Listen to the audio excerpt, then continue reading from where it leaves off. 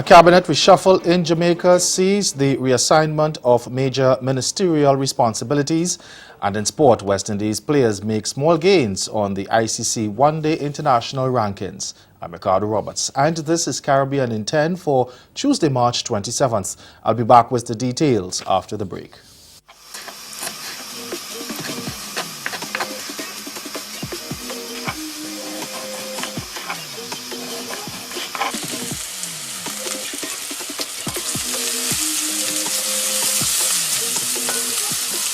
So this seasoning has been here. The onion, the garlic, and the scallions, pepper has been on here for about a minute. So now she's gonna add the chickpea here. This is the plaintiff, Pamela Patterson. She's suing for reimbursement of weave and glue because the defendant failed to show up to do her hair in time for her wedding. She's seeking $800. This is the defendant, Cherie. She claims they didn't have any appointment, and she had no idea the plaintiff was even getting married. She even accuses her of being a pathological liar. It's free. What do you mean? I don't pay to get my hair done. I really did. Who did that?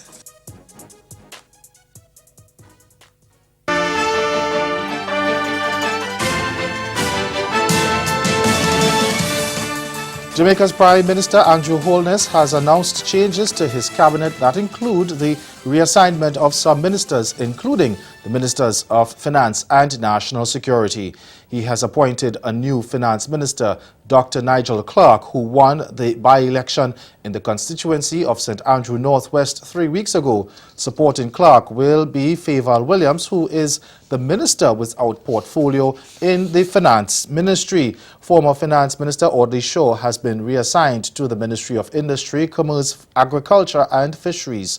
The new minister with responsibility for national security is Dr. Horace Chang, who has replaced Robert Montague.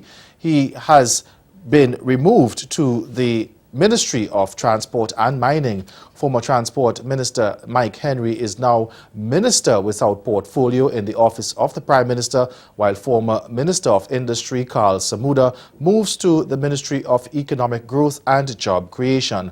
Holness also announced a few changes in the junior minister ranks.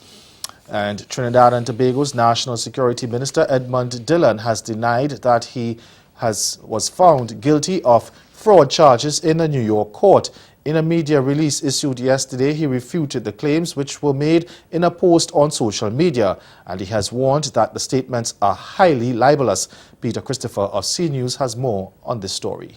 In a press release on Monday, Minister of National Security Edmund Dillon said, "I have done absolutely nothing wrong. The court has not yet commenced any inquiry into any wrongdoing, much less arrived at any decision or judgment of any wrongdoing on my part." He added, "This is a clear case of maliciousness perpetuated by those with an intent on publishing innuendos and uncorroborated facts. I wish to advise all such individuals that this is highly libelous and they should be guided accordingly." He continued by stating, "The matter is taking its normal course through the New York State Court system."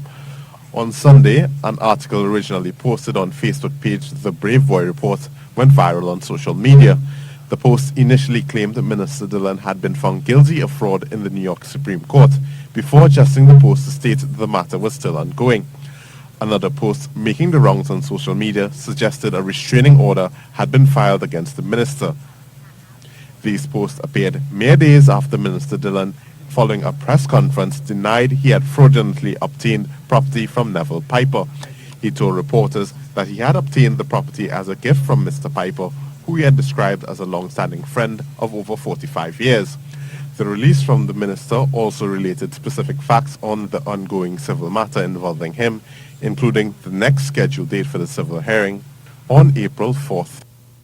The Bahamas government says it expects the country's removal from the European Union's tax haven list to be a priority at the next meeting of the EU's Economic and Financial Affairs Council. Deputy Prime Minister and Minister of Finance Peter Turnquest said the Bahamas has no more outstanding commitments for the EU's Code of Conduct group that should prevent it from being removed from the group's list of jurisdictions non-cooperative on tax matters. He reiterated that the inclusion of the country on the blacklist in the first place was unjustifiable, given its strong and unwavering commitment to the integrity of its financial services industry. Earlier this month, the EU finance ministers removed St. Lucia from the list that had also included Trinidad and Tobago. Before that, it removed Barbados and Grenada from the list. The EU finance ministers also recently added Anguilla, the British Virgin Islands, Dominica and Antigua and Barbuda to a so-called grey list of jurisdictions that do not respect EU anti-tax avoidance standards but have committed to changing their practices. Stay with us, your Midday Sport is next.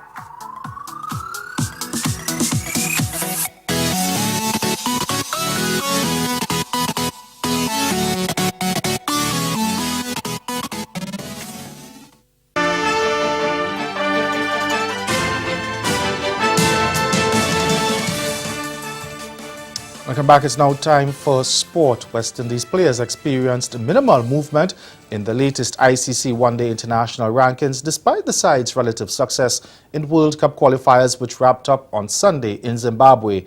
Veteran right-hander Marlon Samuels jumped 2 places in the batting rankings to 49th after scoring 231 runs from his 7 one-dayers in the tournament and 304 runs overall. His unbeaten 73 against the Netherlands in the preliminaries came in a fixture-designated List A.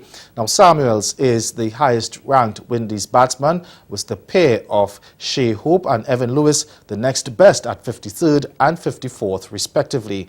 Talismanic opener Chris Gayle, who started the tournament 72nd, dropped 5 places after scoring his 23rd ODI 100 against United Arab Emirates, but then struggled for runs. In the bowling, meanwhile, Jason Holder gained 1 place to sit 23rd in the rankings as the highest-placed Caribbean player. The 26-year-old pacer was outstanding with 15 wickets to lead his side's bowling and remains the only Windies player in the top 50. India stroke maker Virat Kohli leads the batting rankings, while teammate Jasprit Bumrah tops the bowling aspect. West Indies finished second in the qualifiers, losing to Afghanistan in the finals in Harare. And in football now, veteran striker Peter Byers scored in stoppage time as Antigua and Barbuda snatched a late 1-all draw with powerhouses Jamaica in their international friendly on Sunday night. Playing at the Sabina Park, the visitors had gone behind in the 50th minute after Akeem Thomas turned Dane Kelly's right-sided cross past his own goalkeeper Brenton Mohammed. The Reggae Boys appeared to be holding on to their lead until the dying seconds of the game when Byers beat Andre Blake with a powerful header. Blake parried a volley from Josh Parker, which was collected by Miles Weston, who picked out Byers in the area. Antigua head coach Ralston Williams said they had tried to quell the Reggae Boys' momentum. The stalemate was one of 3 across the Caribbean in Bridgetown. Visiting Bermuda held Barbados to a 0-all draw at the Usain Bolt complex, while Trinidad and Tobago played to a 0-all draw in Martinique. That's Caribbean in 10. Join us again at 6:30 for Caribbean Newsline. Good afternoon.